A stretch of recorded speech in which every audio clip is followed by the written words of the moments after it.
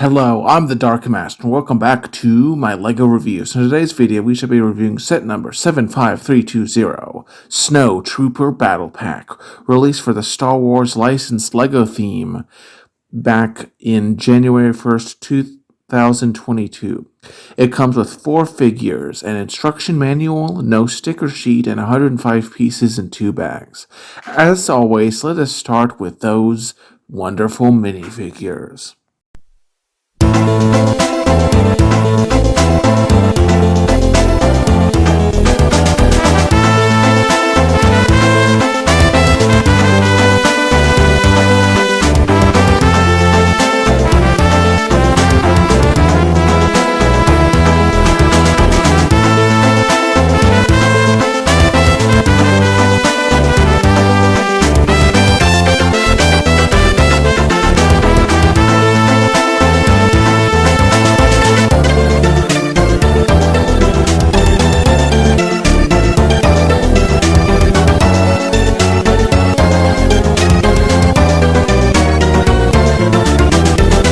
From left to right, we have a Snowtrooper, and you guessed it, another Snowtrooper, and lastly, a Scout Trooper for flavor.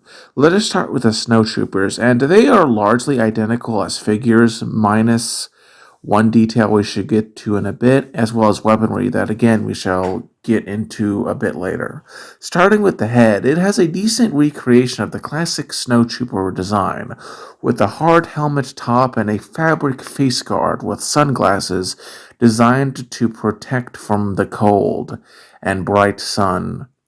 It's a fine recreation, but I have to admit it does kind of look like a Klansman, so Removing the hood, we got a generic white clone dude face print. Very generic, and it's also here that we see the sole difference between these three people have. Firstly, one is a woman and the other is an African American. Wow, very brave, Lego. Newsflash, this attempt to be progressive doesn't really mean much when once you put them all in their proper uniform, it's all covered up underneath what is, in essence, a off-brand clan hood.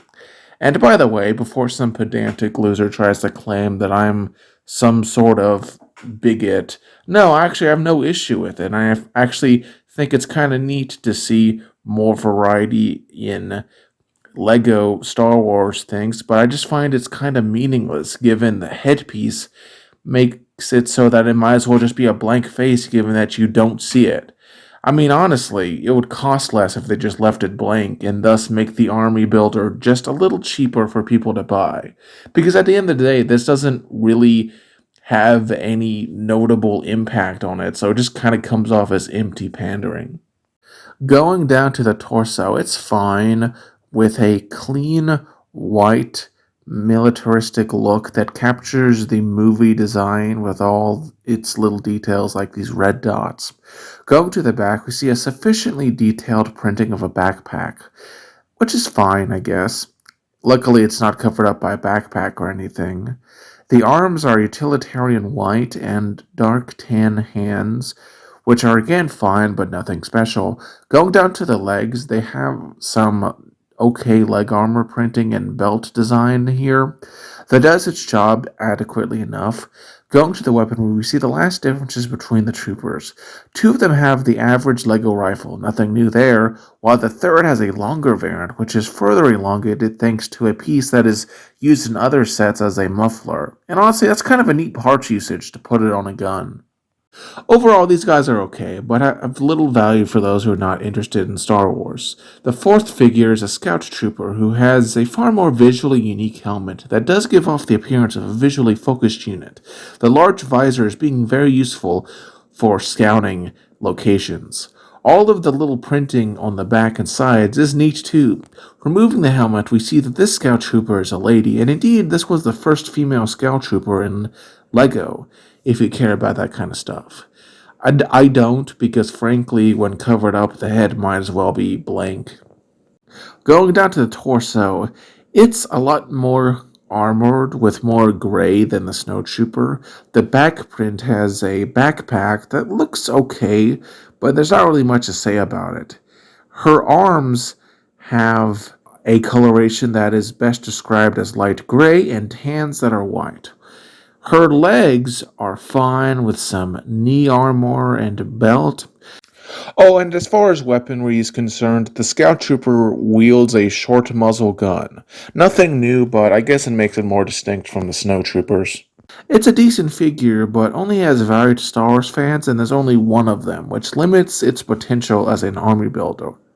Overall, the minifigures are fine, but really, again, as I've stated before, only of value to Star Wars fanatics and deranged army builders. Now let's go on to the pieces, and there's a fair selection of mostly white slopes, as well as a few small black pieces like these droid arms. And luckily, there's, not any stickers, because I know some people hate those. And they're good if small. A lot of weapon pieces. There's a neat stud shooter piece we'll discuss in a bit. Overall, the piece selection is okay, if not really all that notable. But what about what the pieces build?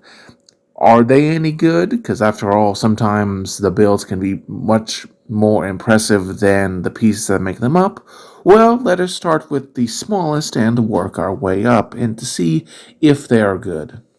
First is the small cannon slash chain gun, which is meant to be an E-Web heavy repeating blaster cannon, though that name really means nothing to non-Star Wars fans and should just be treated as a generic chain gun. First, it has a lightsaber hilt ironically used as the barrel of the gun, which is kind of neat. The stud shooter is a design I haven't seen much before, and it shoots translucent red studs. Don't worry, the set is multiple in case you lose one. It uses these black blaster pieces attached to a Ninjago deep stone blade piece to create a solid base with tripodal legs. Overall, it's a pretty solid design that I think could work outside of the LEGO Star Wars context if you really wanted it to. Then we got the 7AZ Hoth speeder bike, and this has a real neat biker vibe, which can, thanks to the bottom utilizing an inverted circular plate piece, glide over hard surface as well. I have to say, I loved all the details, which make use of a lot of small pieces really well. You got these brakes, engine exhaust ports, and these droid arms in black, as well as nozzles from fire hoses used to make handles, which is kind of neat. There is a seat a figure can easily sit in with a nice computer panel. There's also a random tan piece in the back. I don't know what that does. The front does a good job capturing the hydrodynamic feel of the movie's bike design. Overall, it's a decent build, even if it doesn't have much appeal to non-Star Wars fans, honestly. Lastly, we got a terrain build, and it sure does look like a pile of snow and ice thanks to the slopes. It does really come off as a sort of Arctic wasteland. I do like the little dots of gray that sort of highlight small stones that are in there. Plus, the places to put minifigures on it are rather numerous. There's also this small holder for a set of binoculars that you can use. It's fine for what it is, but not really anything all that substantial. Now let's go on to the positives, negatives, and my final thoughts on this set. So starting with the positives, I only have two. The pieces are a decent selection, and I thought that the chain gun was a solid design that has value outside of the Star Wars context. However, the negatives are far more numerous. So in terms of the minifigures, while they are solid recreations of Star Wars characters, they're really only valuable to Star Wars fans, as they don't really carry much value to someone who isn't one, and frankly, for an army building set, it just needed more of them, especially for the price. I think that it would have been better if they included an even selection, like 3 Snowtroopers and 3 Scout Troopers. Maybe throw in another Trooper variant, but Honestly, as it is, it's just very low in number. And I mean, is it really worth it to buy a set like this with only four figures? Nah, not really. It's not really much of an army builder at that point. I mean, you could have easily just removed the terrain piece and added a few more figures. That would have lowered the price or at least kept it the same. Or you could have gotten rid of those printed faces and just left them blank. That's another way they could have cut down on the price. Overall, it's an okay set if you want a small army builder or a stocking stuffer for some family members into Star Wars or Lego Star Wars.